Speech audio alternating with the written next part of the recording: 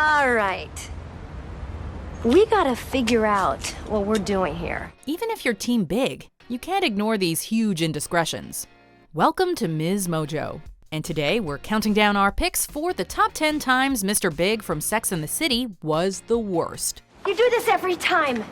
Every time! What, do you have some kind of radar? Carrie might be happy it's time to sweep in and shit all over it? Before we begin, we publish new content every day, so be sure to subscribe to our channel and ring the bell to get notified about our latest videos. For this list, we're looking at all the times that Mr. Big was inconsiderate, disrespectful, or just downright awful. Is he in there? Yes. I can't talk about this in front of him. Number 10. When he buys Carrie the duck purse. In this second season episode, Big inexplicably buys Carrie a jeweled duck purse that is so far outside of her style that she is left speechless. Well, not exactly. Rather than telling him how much she hates the purse, she tells Big she loves him. It was wrong. I didn't know what to say except, I love you. When they go to a snooty party later, she notices all the upper-class women there carrying bags just like hers. As we walked through the room of women clutching their bejeweled swan, kitten, and asparagus purses, I realized, to my horror, that not only did Big not love me, he had absolutely no idea who I was. This goes to show how little Big actually knows Carrie, even if he redeems himself by the end of the episode by saying those 3 little words she so badly wants to hear. I love you. All right, you know I do. Number 9. When he shuts down after his heart surgery. Carrie becomes emotional when she finds out Big is undergoing heart surgery and takes it upon herself to take care of him. When he's weak and vulnerable after getting back from the hospital, he finally opens up to her and tries to initiate a conversation about their relationship. What are we doing? I'm talking about us.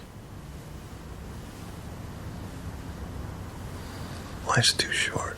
He soon falls asleep though, and by morning, he's back to his usual emotionally detached self. I feel like myself again. See? I'm fine. Fine. Excuse me.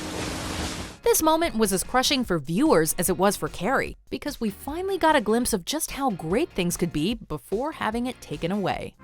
It was a shift imperceptible to anyone but me. But I knew Big's heart had closed again. Number 8. When he gets jealous of Carrie flirting with the jazz man. Now he's gonna think we're together. What, you like the pork pie hat? That's not the point. Well, I'll tell you, he had some breath on him. In this season 4 episode, Carrie and Big are out together on a non-date and end up heading to a jazz club. One of the musicians starts flirting with Carrie despite her being there with another guy, and she returns his attention. Ray King. Hi, I'm Carrie. I'm Carrie Bradshaw.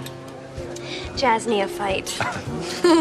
Big, of course, begins to act totally irrationally, getting in the way of their interaction, and generally acting possessive of Carrie.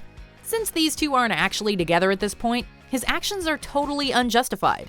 So if you're just friends, what exactly do you think you're doing? It's clear that Carrie needs to set boundaries with Big, but she just doesn't seem capable of doing so. Number 7. When he doesn't give Carrie a drawer. Despite the fact that he told her he loved her just 1 episode earlier, Big seems to have a problem with Carrie leaving anything at his place for when she stays over. What's this? Oh, just a few things you left at my place. That means she's carrying her underwear around the city with her and isn't able to get ready there in the morning. He even goes as far as to act like she forgot her things there by mistake. When they eventually discuss it, Big makes it clear that he wants to keep things separate when it comes to their belongings. I have my place. You have yours. We're together when we want to be, and we're apart when we want to be. This issue never gets resolved, but Carrie gets over it after finding a picture of her in his drawer. And suddenly I realized I didn't have to worry about leaving something behind. Because I was there. Number 6. When he gets drunk at the furniture show. Ooh, he's a big one. Where do you learn to will like that? How many drinks have you had? Not nearly enough. Everything seems to be going pretty well between Carrie and Aiden until this shocking Season 3 episode. When they attend a furniture show, they run into Big and his wife, Natasha. Big gets drunk and belligerent, going so far as to tell Carrie that his marriage is over. As if that wasn't enough, he also asks her if she knows anyone who's interested. It's not working. I'm getting out. If you know anyone who's interested. This scene is so cringeworthy, and she is obviously put off by his behavior. And yet, the episode ends with them lying in bed together, sharing a cigarette. Aw, Carrie. Number 5, when he quickly gets engaged to Natasha. We're engaged. I wanted you to hear it from me. Ow. I just got a splitting headache. After Carrie and Big break up, she runs into him just a few episodes later at a party in the Hamptons. She is shocked to see that he's already dating someone else, and that she happens to be quite a bit younger than him.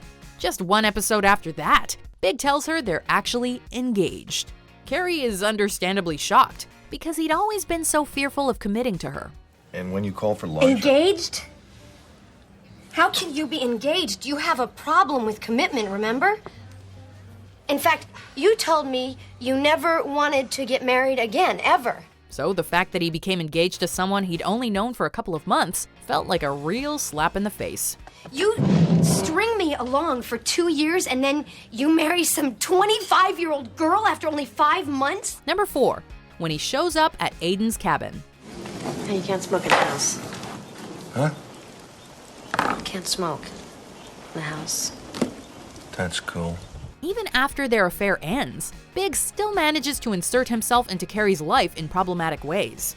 After his famous girlfriend dumps him, he tries to go crawling to Carrie for emotional support. She isn't available though, because she's spending time with Aiden at his country house. Yeah, don't you have to work? I have to see you. I'll get my Jag out of the garage. Well, maybe the drive will do me good. Uh-huh. I'll come up for an hour. We'll talk. And then I'll head home. Uh-huh. How do I get there? Let me get a pen. Big comes all the way out there anyway, and Aiden is understandably upset. Big clearly has no regard for how his actions will affect Carrie, and only cares about his own problems. If this episode proves one thing though, it's that Aiden is a good guy. You can't drive. Sleep on the couch. That's cool. Number 3, when he tells Carrie he's moving to Paris. Carrie and Big are at the height of the first iteration of their relationship in season 2 when he drops the bomb that he might be moving to Paris. He tells Carrie casually, as if it's a decision that wouldn't affect her at all. I may have to move to Paris. For work. Just for a while. For how long a while? I don't know. 7 months, maybe a year. It's clear by his flippant attitude that he isn't nearly as invested in their relationship as she is. I would like to know how you could even think of going to Paris and not even think about discussing it with me. She is, of course, devastated by this news, but tries to regroup and approach the situation with a positive attitude, even suggesting she go with him. His response makes it obvious that they are totally not on the same page. But you'd be moving to Paris for yourself, right? I mean, don't move for me. Well, why would I move to Paris if it wasn't for you? No, I'm just saying, I don't want you to uproot your life and expect anything. Number 2, when he cheats on his wife. I think we should stop seeing each other. Why?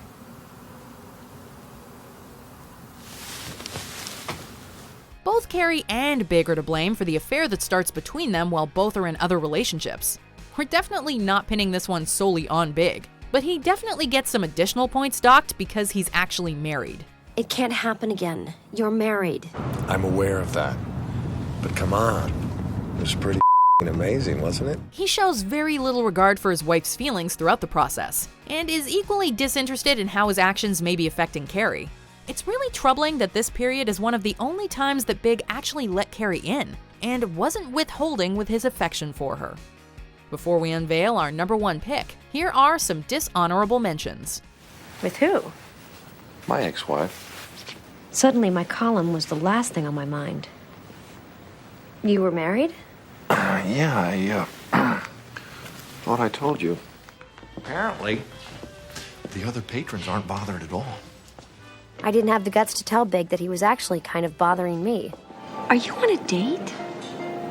Sort of. I thought you said you had a business thing tonight. I said a dinner thing. Number 1, when he leaves Carrie at the altar. Baby, this whole bride and groom thing has really got me thrown. While the rest of the entries on our list came from the TV show, our number 1 pick just had to go to something from the movie. After their happily ever after at the end of the series, Carrie and Big are finally poised to tie the knot in the 2008 film. Big has a change of heart or a case of cold feet at the last moment, however, and doesn't show up for their big New York City wedding. So what's going on? Where are you? I was out front. I just left. I can't do this. You'd think this would be simply unforgivable, but despite her devastation and humiliation, Carrie still takes him back in the end. Will she ever learn? It wasn't logic. It was love.